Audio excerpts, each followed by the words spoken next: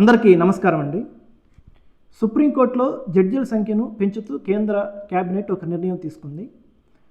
దీనికి సంబంధించి దీంట్లో కాంపిటేటివ్ ఫీల్డ్కి సంబంధించి ఏ ప్రశ్న మనకి ఎగ్జామ్లో రావచ్చు అనే అంశంపై ఇప్పుడు ఈ టాపిక్లో చూద్దాం.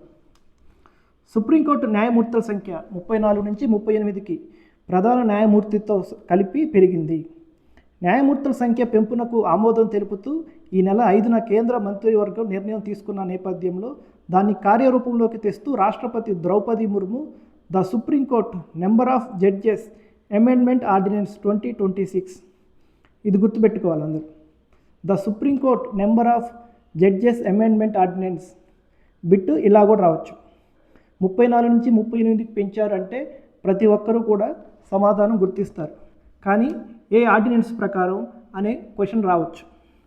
అప్పుడు the supreme court number of judges amendment ordinance 2026ను అనేది గుర్తుపెట్టుకోవాలి.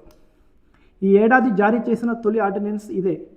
ప్రస్తుతం పార్లమెంట్ సమావేశాలు లేనందున కేంద్ర ప్రభుత్వ నిర్ణయాన్ని వెంటనే ఆచరణలోకి తేవడానికి వీలుగా ఈ నిర్ణయం తీసుకున్నట్లు ఆర్డినెన్స్లో పేర్కొన్నారు.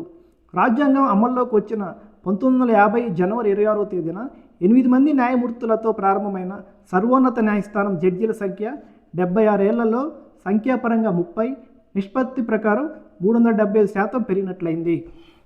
వచ్చే పార్లమెంట్ సమావేశాల్లో supreme court number of judges amendment bill 2026ను ప్రవేశపెడతారు.